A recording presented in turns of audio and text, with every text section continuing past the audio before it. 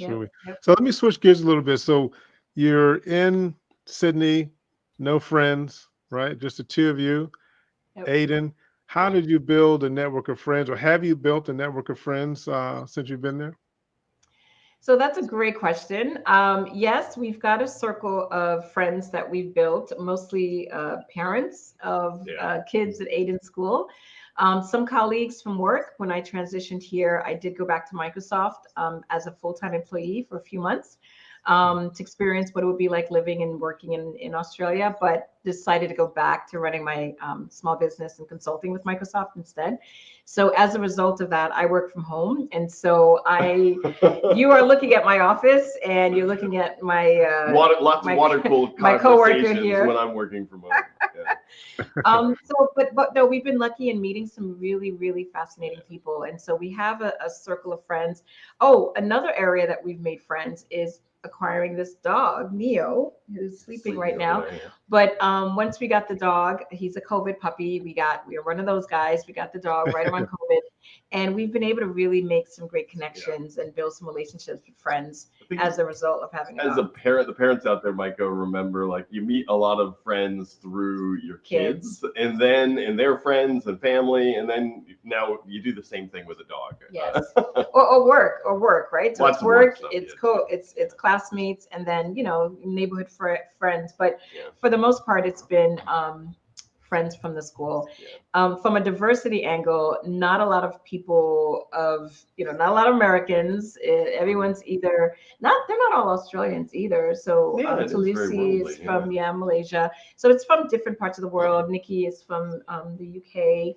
So it's been interesting just meeting people from different walks. So a really good friend, Paul, who's from Fiji, um, where one of the things that I think is an adjustment if you've only lived in an area where there's a predominantly large number of people of color.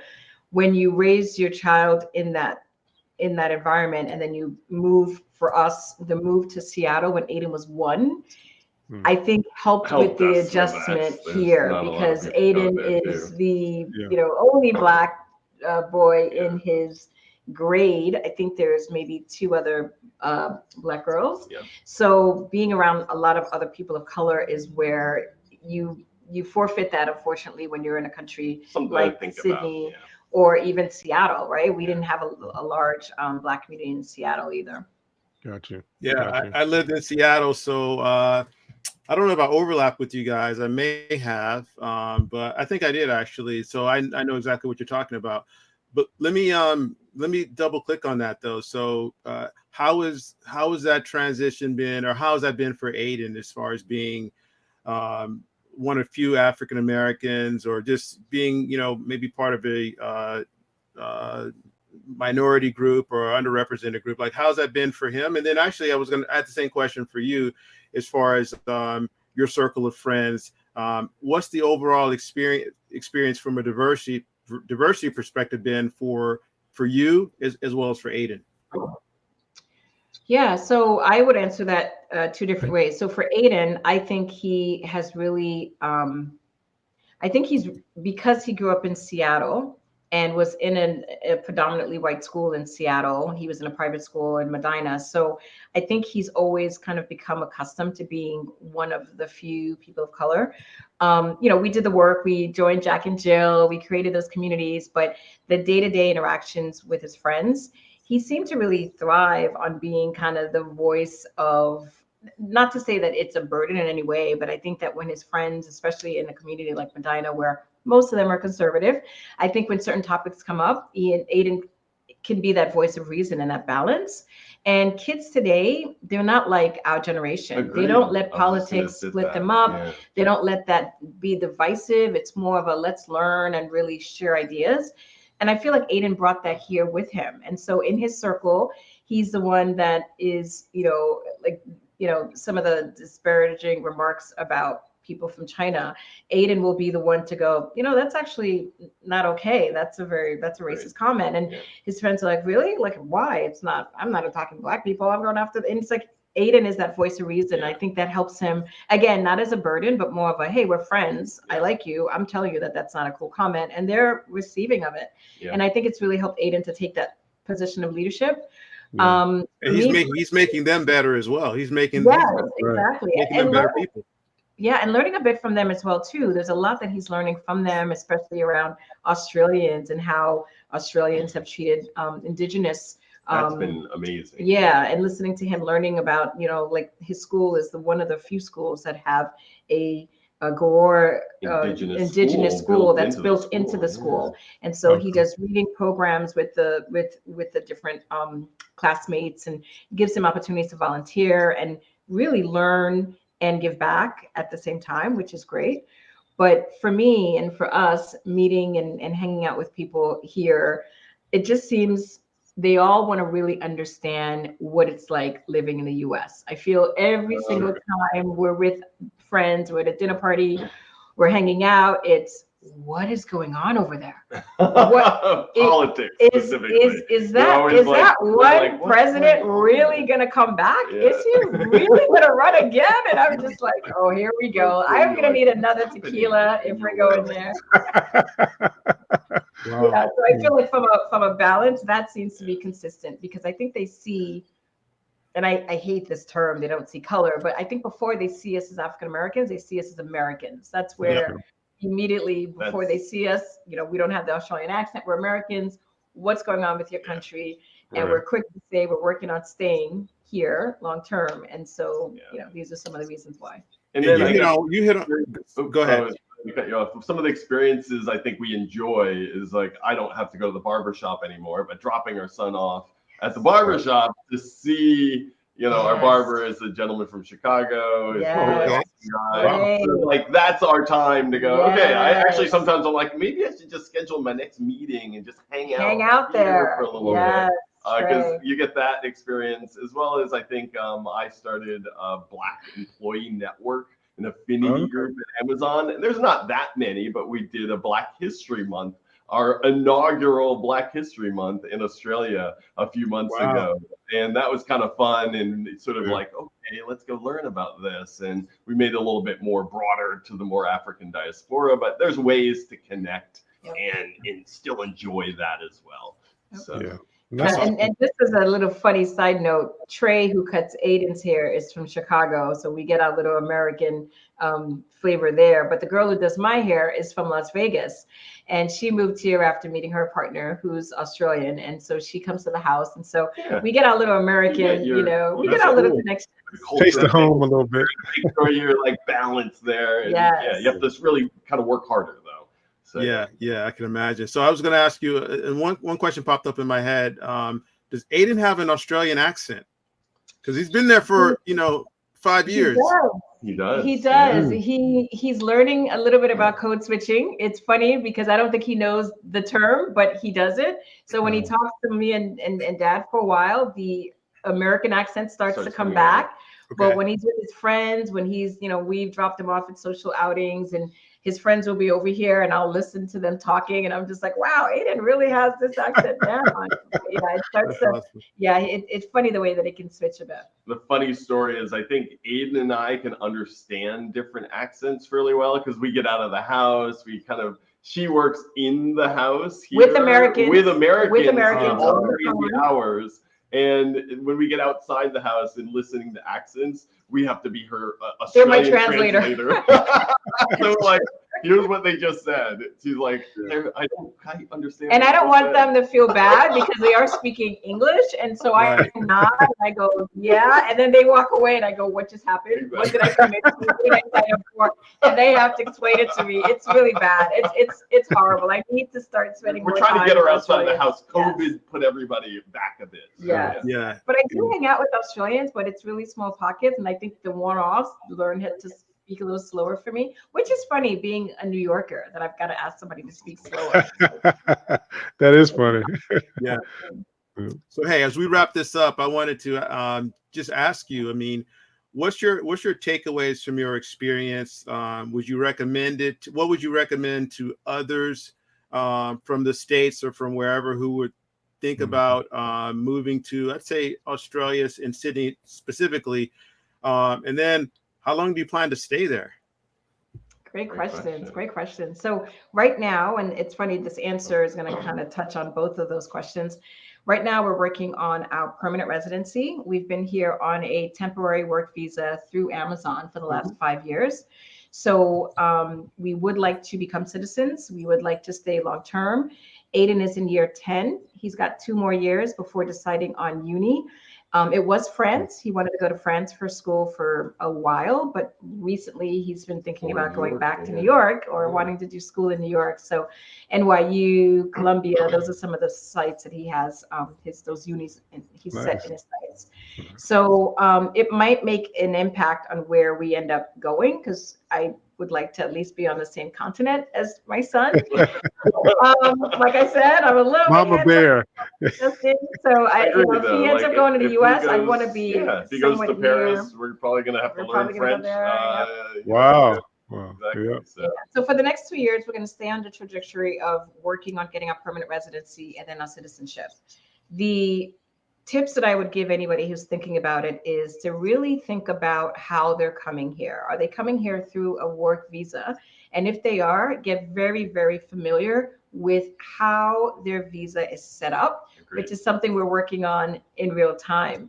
If you come in as let's say a sales manager, and that's what your visa says, the government is really specific and they have a lot of scrutiny around switching the roles while you're here. Yeah. And it could impact how your visa process goes. And so we're on the slower path now because of COVID, because we've had some rule changes at Amazon, which has been great. But it's caused us to really think about, okay, do we want to stay permanent or not? I think we still do, but it slowed down the process a little bit. And I guess what I'd say there is just have a thoughtful view of your career plan. Make sure you have great networking and relationships so you can leverage those. And in visas, you do have to think a little bit, and you got to be a little bit more of a specialist on what role will I be at. And perfect, let's make sure we're applying for this type of role and planning your career and things like that, because you are kind of tied to that company when you're coming in. And as things are going on with risks happening now and things like that, you have to manage that risk and manage that kind of complexity of moving on a visa. So that's the only thing I'd say is get prepared and understand different visa types, what your career projections are, what types of roles you might want to be on, and relationships outside of with one company and other companies. So you kind of are balancing that all out. Yep. And then to add to that, let's say that you don't come with a company, because we're all here as part of Ian's work visa through Amazon, but I kept my job as an independent consultant with an LLC working with Microsoft. And so even though I live here, I support and work on several projects within Microsoft remotely. So just imagine that you can work remote and you want to live anywhere in the world. One thing I would say is really do your homework on the tax implications. Really do your homework on the fact that you absolutely have to pay taxes while living in Australia, while still giving Uncle Sam his due. Yeah. And Uncle Sam will find you. And so we've been very complex. Very complex. And she's now our I'm the tax specialist. Person, knows all this stuff. And then definitely get great support and hire great people, which she does as well. But her accounting of her business, the taxes, all of that is it's a lot. Being an expat with an LLC, W-2, 1099, these are all things that you really want to do your homework, get familiar with, get on that QuickBooks, get the support that you need. That way, if you don't have a company sponsored visa and you're remotely working, you really know how to manage that and be ahead of it versus behind it, because there's a lot of great loopholes and a lot of great ways that you don't have to really get sucked into paying more than your share of the taxes. And that seems like a trend lately when we're seeing there seems to be lots of people moving and living in other kind of countries and areas and then still working for US or UK or things like that.